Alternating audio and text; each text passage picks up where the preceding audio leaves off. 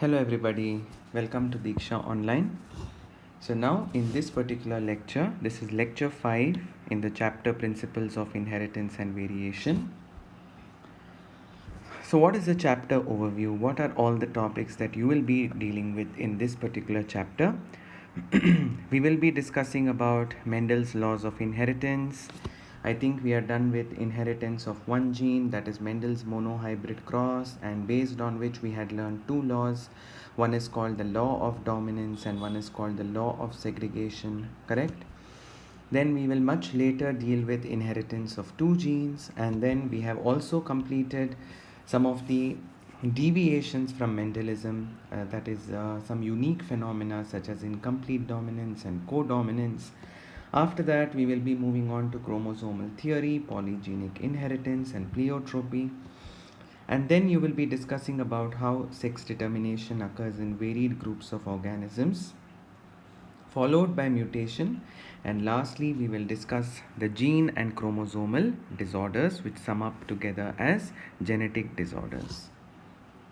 So a quick review of what we learned in the previous lecture. In the previous lecture we learned about a phenomenon where the F1 plant is having a phenotype that does not resemble either parents. It is in between the two, that is incomplete dominance, where blending happens, isn't it?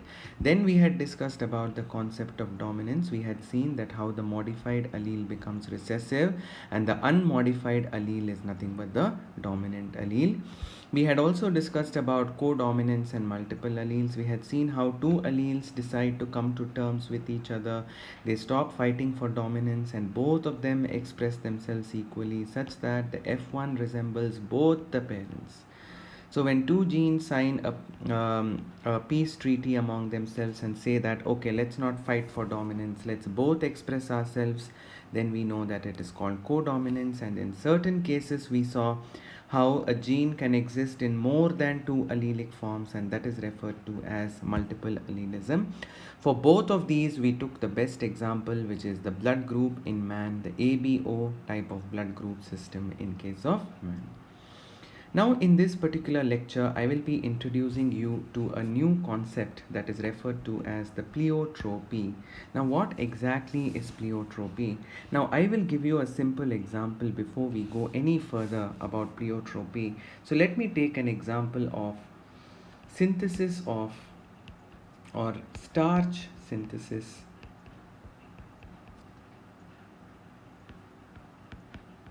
in pea plants. Okay, now it so happens that there is a gene, there is an allele in pea plant. Let me take that allele as capital B allele over here. I am just taking this allele as an example so that you get an idea of what this pleiotropy is all about. Now this gene that I have taken, that is capital B, is known to have its effect, is known to control two distinct phenotypes. See, usually we have been learning from the beginning that one allele, one phenotype. But surprisingly, this allele capital B, not only does it control, not only is it responsible for the round shape of seeds,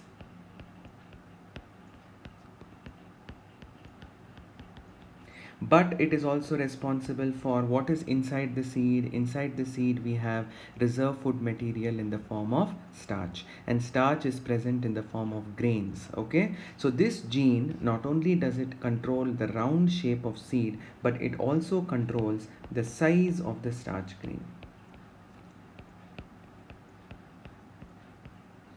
And what happens to the starch grain size because of this particular gene? It becomes large. So it has two effects. The same gene capital B has two effects. One of the effect is it controls the round shape of seed. It codes for round shape of seed, and it is also responsible for large size of starch grain.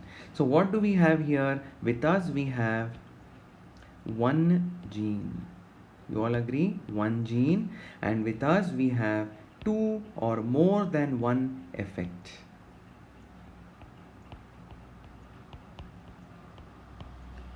Why am I saying more than one phenotype? When I say effect, I'm talking about phenotypic effect. That means this gene is not only responsible for round shape of the seed, but it has its effect on another phenotype, which is the size of the starch grain within the seed. Did you all understand? So here we have one particular gene which has more than one effect, and this phenomenon is referred to as pleiotropy. To be more specific, by now you all are aware what a gene exactly is. A gene codes for a particular protein. I hope from the basic chapter you all remember that a gene codes for a particular protein. We can call a protein as a gene product. Yes, so one gene product has more than one effect. So you can either define it as a gene exhibiting more than one effect, or you can say one gene product has more than one effect, has multiple effect. When I say effect, I'm talking about effect on what? Effect on the phenotype. Like for example, the shape of the seed and the size of the starch grain. So how do we define pleiotropy? Let me write here. So a single gene product, a single gene, this word is very important, gene product, which you now know is a protein which comes from a single gene, because it already says a single gene product has more than one effect, phenotypic effect to be very precise. Is that clear? So I have taken the example to explain the concept of pleiotropy. We have taken the example of starch synthesis in pea plant. There is a gene, there is one more gene actually, I'm not introducing you to it right now. Okay, but I'm taking one allele here. The allele that I have taken is capital B. This capital B allele codes for round shape of the seed. It also codes for the large size of the starch grain. So it doesn't have one job. Usually one gene has one job to do, but this gene has two jobs to do. It has a control over the shape of the seed. It also has its control over the large size. It codes for the large size of starch grain. So one gene or its product, that is gene product, which you know is a protein, has more than one phenotypic effect, and this is referred to as pleiotropy. Did you understand? Similarly, there is one more gene, that is small b allele. Okay, just like capital B, there is an allele called small b allele. Now this small b allele is responsible for wrinkled shape of seed,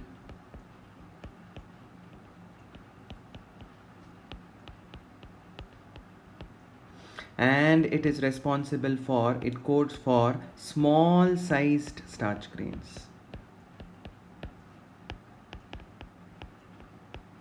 We do not, even though I have given the notation of capital B and small b, the first thing that will come to your mind probably is capital B is dominant and small b is recessive. Is it entirely true? Let us wait and see what happens in the cross. So I have now introduced you to two alleles. One is called the capital B allele. The capital B allele is now responsible for round shape of seed and large size of starch grain.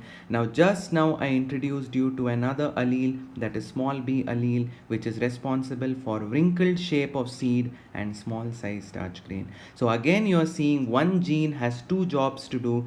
One allele has two jobs to do. One is to code for the shape, and one is, that is, it has its effect on the shape, and one is it has its effect on the size of the starch grain. So what do we say here? When one allele is having more than two effects, when one gene product is having more than one effect, we call it as pleiotropy. Is that clear to what is this concept clear to all of you? So starch synthesis in pea plants, we have now discussed two types of alleles. Now let us conduct a cross. So let me put a dashed line here, and let me conduct a cross now. Imagine that in the parental generation, that is P1, I have taken pure breeding plant for capital B, and I have crossed it with pure breeding plant for small b. Remember, it's pea plant. Now can you tell me the phenotypes of this particular plant? It will have round seed.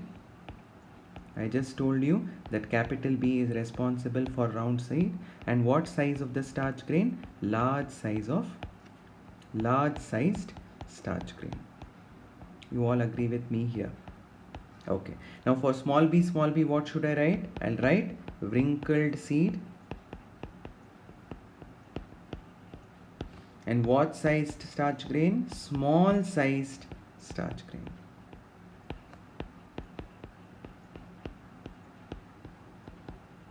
Now you will be surprised to know, if you conduct such a cross, I'm going to directly go to the F1 generation. You all know the drill now, how to conduct a cross. You have to show the gametes and all that.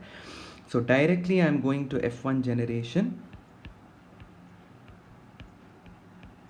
In the F1 generation, can you predict the genotype of the seed that is obtained in the F1 generation?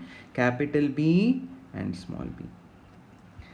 Now the result is kind of surprising. Now it is said that in this plant, which is capital B and small b, the shape of the seed is round only. But something surprising, but the starch grain size is intermediate. Intermediate meaning medium size, neither large nor small, intermediate sized starch grain. So what does this remind you of? Now if you think of the seed shape alone, round is expressed over wrinkled. That means it is a classical case of dominance.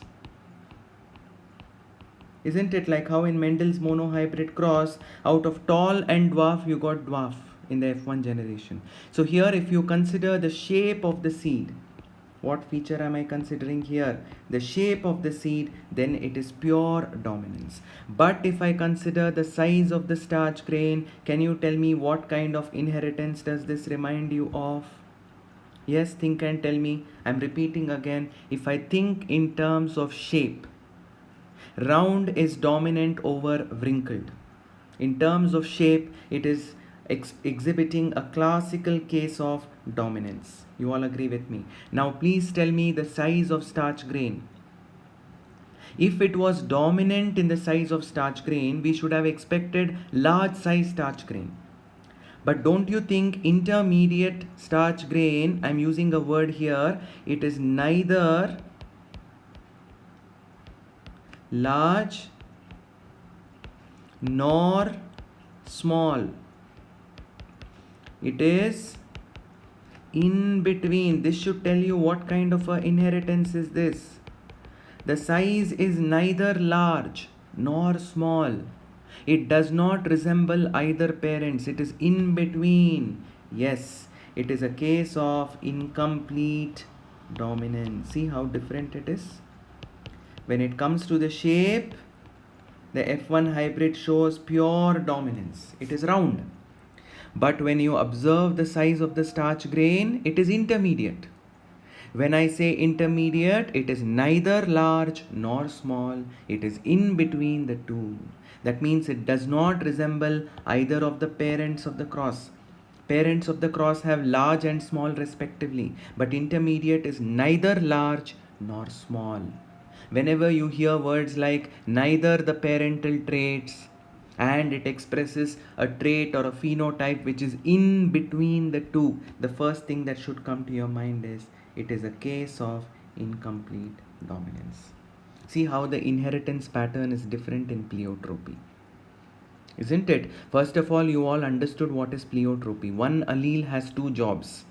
Like I said, capital B has two roles to play. It controls the seed shape and the size of the starch grain. Small b has two roles to play. It controls the seed shape and the small size starch grain. So when one gene has more than one effect, one gene product has more than one effect, we know that it is pleiotropy. Now we conducted a simple cross. In that cross, we got a very different result when it comes to F1 hybrid.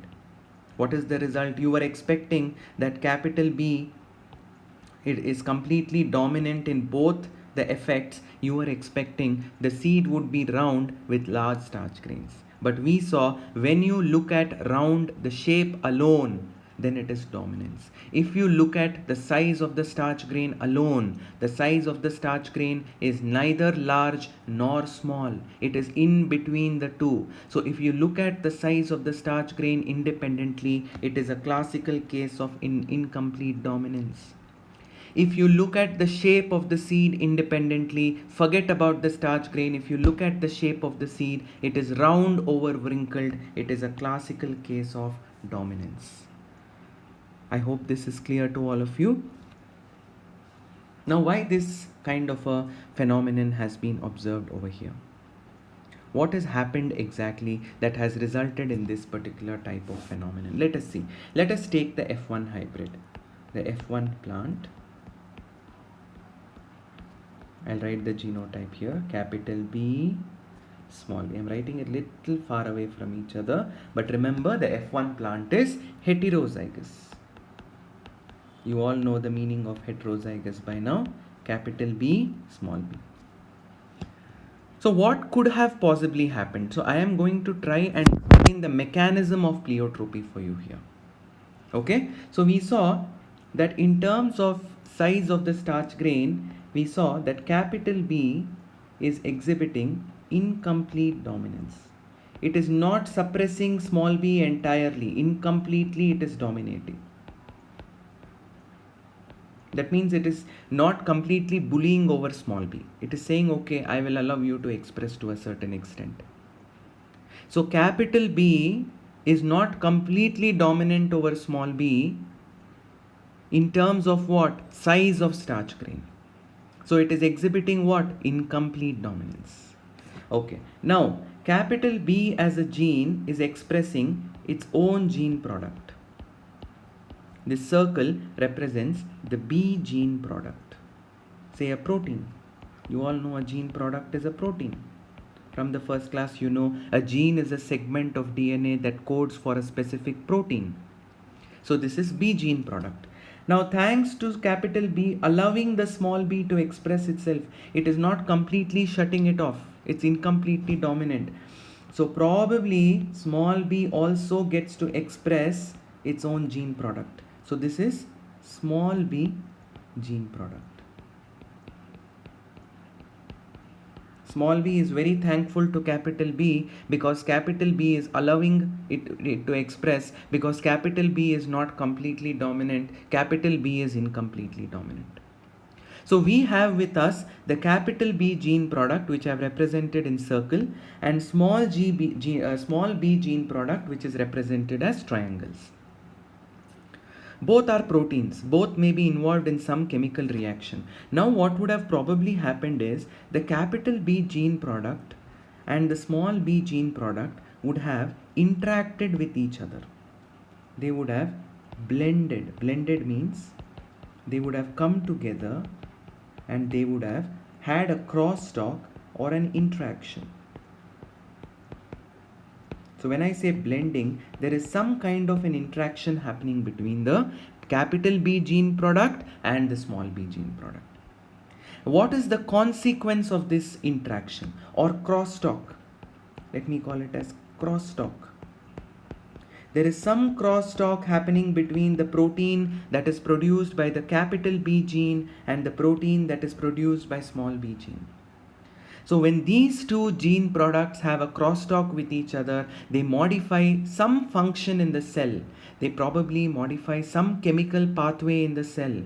They blend together, and that results in formation of what? Intermediate sized starch grain. Did you understand? So why did we get an intermediate starch grain? Because of a blending, because of an interaction, because of a crosstalk happening between the B gene product and the small b gene product. Capital B gene product and small b gene product. Whenever there is such a crosstalk or an interaction happening, it results in what? It results in incomplete dominance. It's because of what? We saw in the first step itself, capital B is incompletely dominant. So therefore it is a feature of incomplete dominance. That's why it is called blended inheritance. Blending refers to what? Probably the gene products are interacting with each other in some way to modify a chemical reaction in the cells, to modify a chemical pathway in the cells. So this interaction is an outcome of what? This intermediate starch grain is an outcome of what? It is an outcome of incomplete dominance. Because I told you in the first step itself, capital B is not completely dominant. It is allowing small b to express itself, so it is incompletely dominant, which is why small b is also capable of producing small b gene product, which is a protein. This much you understood. So what is the result? What is the reason for the intermediate starch grain? The reason for the intermediate starch grain is incomplete dominance.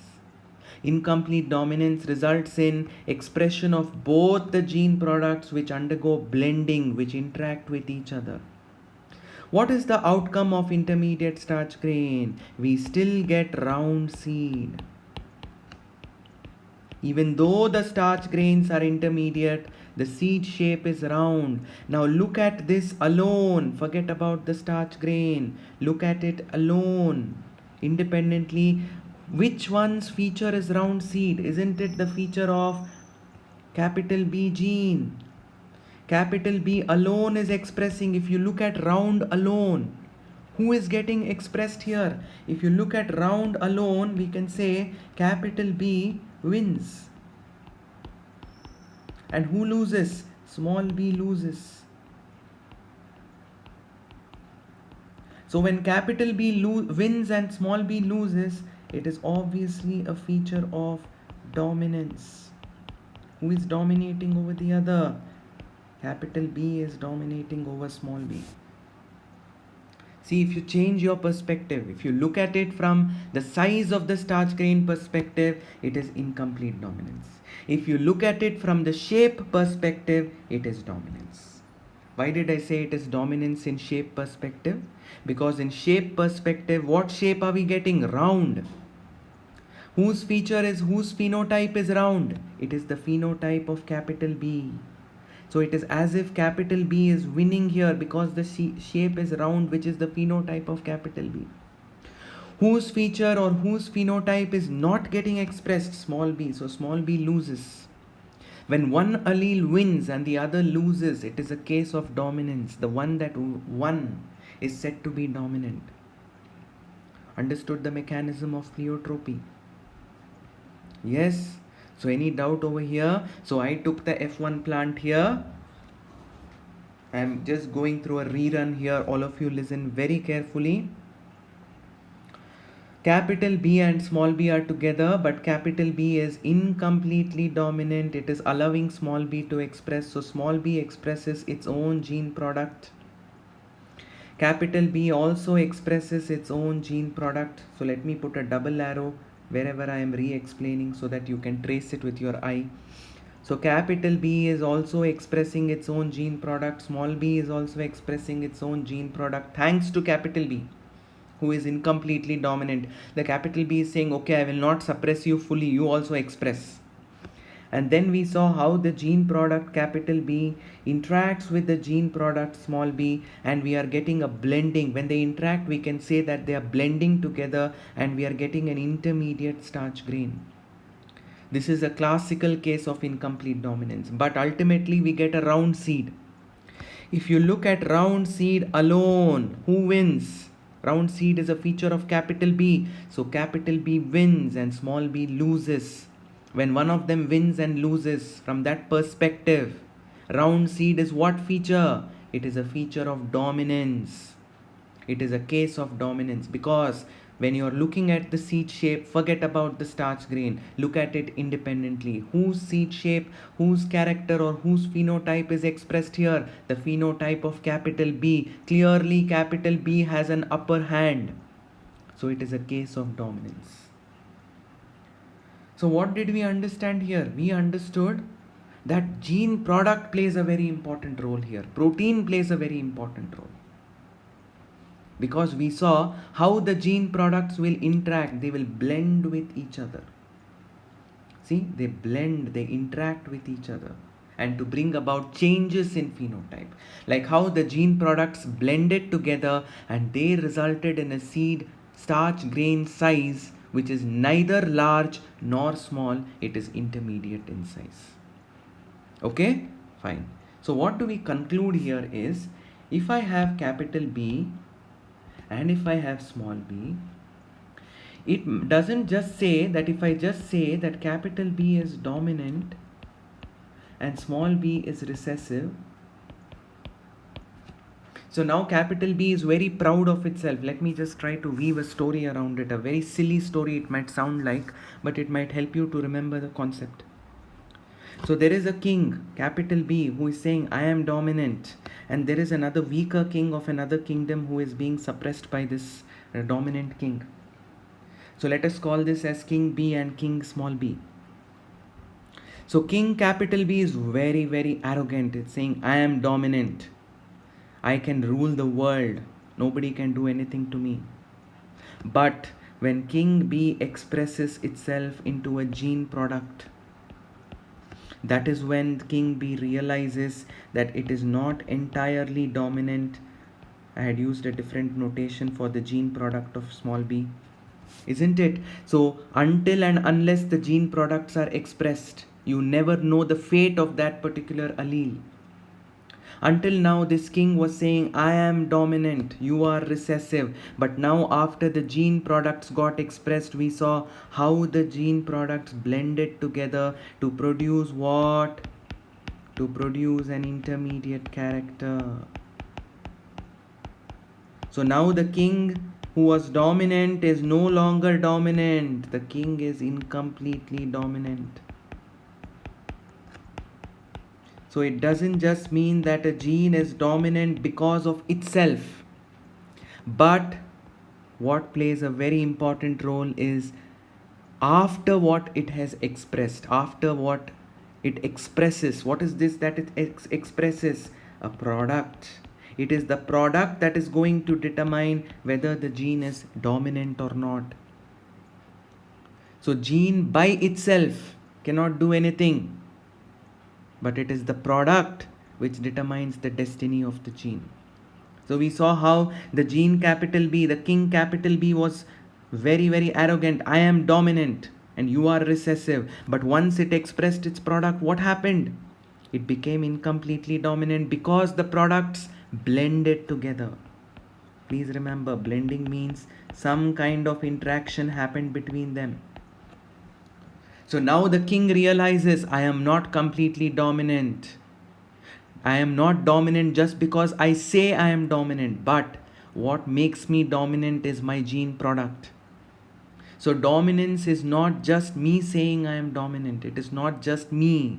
It is my gene product. And what is the fate of my gene product? Isn't it? So what determines the dominance or incomplete dominance is what is the fate of the gene product later. What was the fate in this case? It interacted with the gene product of small b. That's why we say capital B is not completely dominant. Capital B is incompletely. So the arrogance of the king is destroyed now. He is not completely dominant over the weaker king. He is only partially dominant. His dominance is not determined by the fact that he goes on shouting, I am dominant, I am dominant. But it is determined by his gene product. So dominance is not an autonomous, it is not dependent on himself. It is dependent on what product he produces. What is the gene product? The product, the fate of the product determines dominance.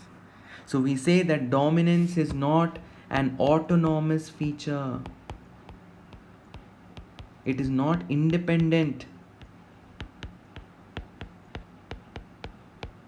Autonomous means independent. But now we know that it is dependent on what? It is dependent on the gene product and its fate.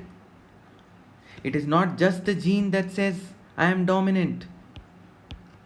It is determined by what product the gene produces and how the gene product interacts with each other in a cell.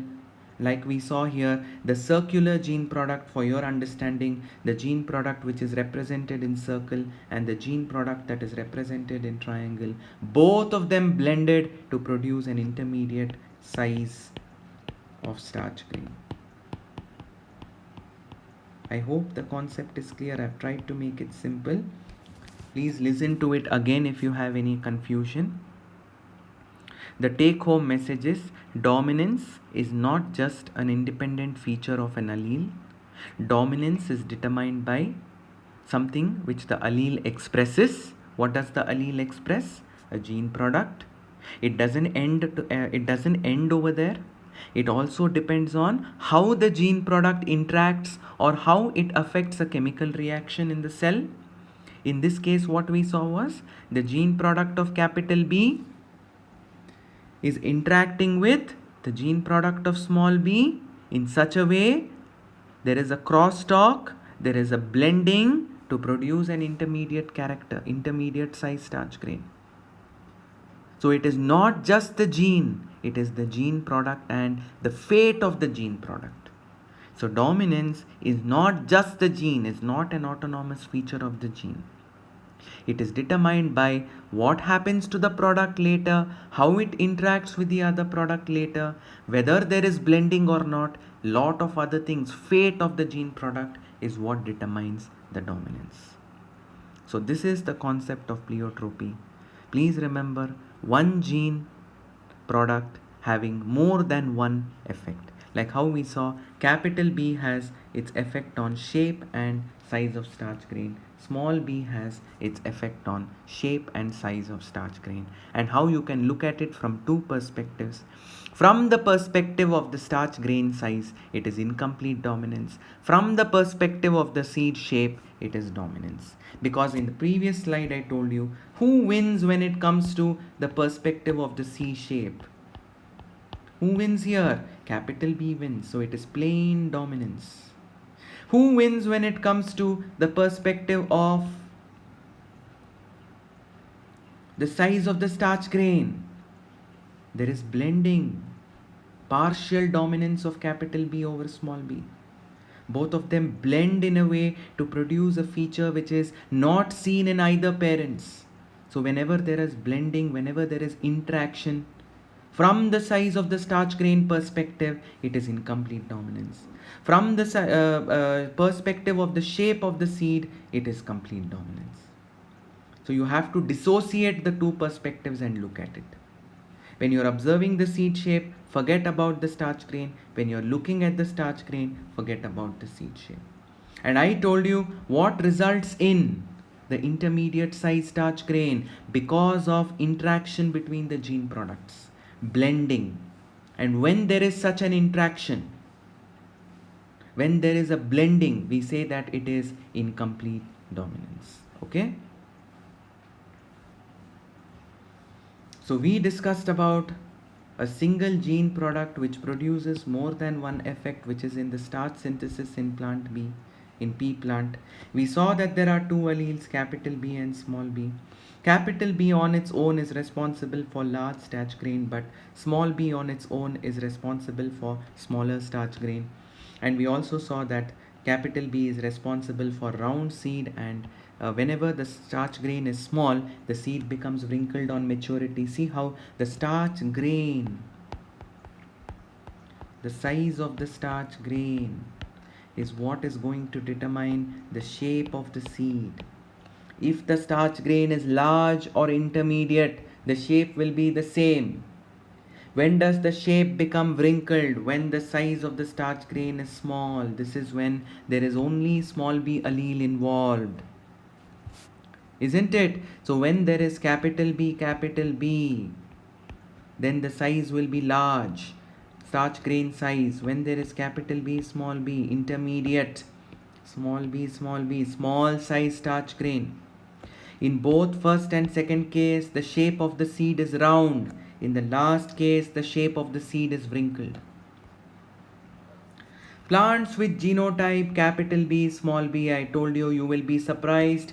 They have, if you look at it from the perspective of round seed, capital B wins, dominance. But when you look at it from the size of starch grain, the size is neither large nor small, it is intermediate. That means there is blending of gene products. That is because who is incompletely dominant over who? Capital B is incompletely dominant over small b. So remember, the intermediate starch grain is because of the incomplete dominance of capital B over small b. But round seed means capital B wins over small b. When capital B wins over small b, it means it is a case of dominance. Okay? And now, just to give you a recap of incomplete dominance, if you all remember in the previous lecture, we had crossed Antirrhinum majus plant. See here, red is crossed with white. In the F1 generation, all the plants have neither red nor white. It is incomplete dominance. The flowers are pink. And in the F2 generation, you have self-pollinated, and now see you are getting a ratio of red is to pink is to white in 1 is to 2 is to 1, and homozygous R is to heterozygous capital R is to homozygous small r in the ratio 1 is to 2 is to 1. Notice how both the phenotypic and the genotypic ratios are the same. Correct? Now this is the Antirrhinum majus plant, snapdragon. See how the flowers are. There are red flowers, there are white flowers, and see the pink flower. Now you understood why did we get a pink flower? Because of blending. Incomplete dominance is nothing but blended inheritance.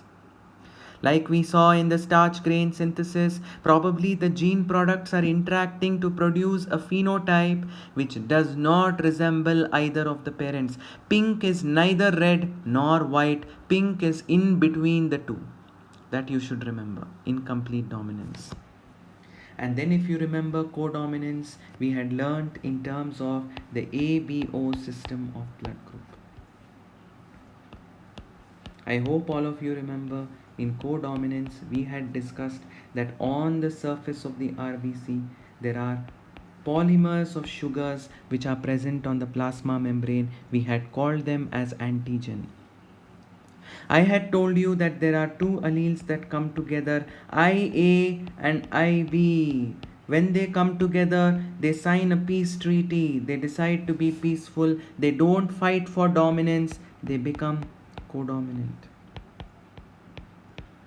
What do you mean by codominant? That means IA is saying, okay, I will express my antigen on the RBC, and IB is saying, okay, you express yours, I will also express my antigen on the RBC. Both of them are peacefully expressing each other equally. Whenever two alleles of a gene are expressed completely and equally, then we call them as codominance. So what is this antigen expressed by IA? It is antigen A.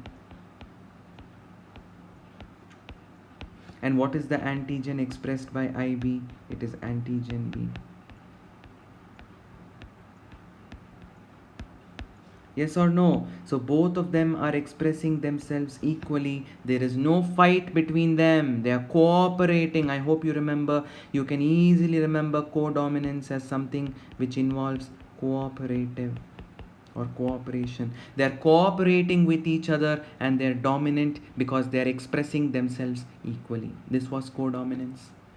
And then if you remember, I had told you the gene that controls the blood group, the RBC antigen, is gene I. And I had told you the gene I exists in three allelic forms. What are they? IA, IB, and small I. Since there are three allelic forms, usually a gene exists in two allelic forms, three allelic forms in this case. I hope you all remember, all the three cannot occur in a man, in a human. Out of these three, two can occur, but when I say three allelic forms, I am talking about in the entire population. So this condition where a gene exists in three allelic forms is referred to as multiple allelism. Just so that your concept is clear to all of you. So 3 allelic forms, if you remember, both IA and IB are dominant. I small I, because it's easier to remember if you represent it by small I. Small I is the one that is recessive. And you should remember the genotypes as well, isn't it? If you have a blood group A, the genotype is the person can have 2 copies of IA or 1 copy of IA and small I, because small I is recessive. If it is blood group B, 2 copies of IB and 1 copy of IB and small I. If it is blood group AB, there is only one genotype, IA, IB. They are, this I told you in the previous slide, it is a classical case of codominance. O blood group means RBC will not have any antigen. The only possible genotype is 2 recessive copies of small I, that is homozygous recessive. So these are the blood groups and these are the possible genotypes. You should learn the genotypes. They may ask you to write the genotypes of the blood group for a 1 or a 2 or a 3 marker question. You should know which blood group and what is the genotype. Okay? So what did we learn in today's class? We learned a very important phenomenon called pleiotropy, where one gene has 2 jobs to do. Like a gene capital B has a job to control the shape as well as the size of the starch grain. Then we did a review of, for your convenience so that you understand the concept, we did a review of incomplete dominance, codominance and multiple alleles. I want you to take some of the homework questions. What is pleiotropy for 1 mark? Give an example for pleiotropy in case of pea plant for 1 mark. Write one difference between incomplete dominance and codominance. Basically, you should state the definition for 2 marks. Mention the 3 alleles which are involved in determining the human blood groups. And write the possible genotypes of persons with blood group B and blood group AB. Okay, so with this we complete lecture 5 of principles of inheritance and variation. Thank you.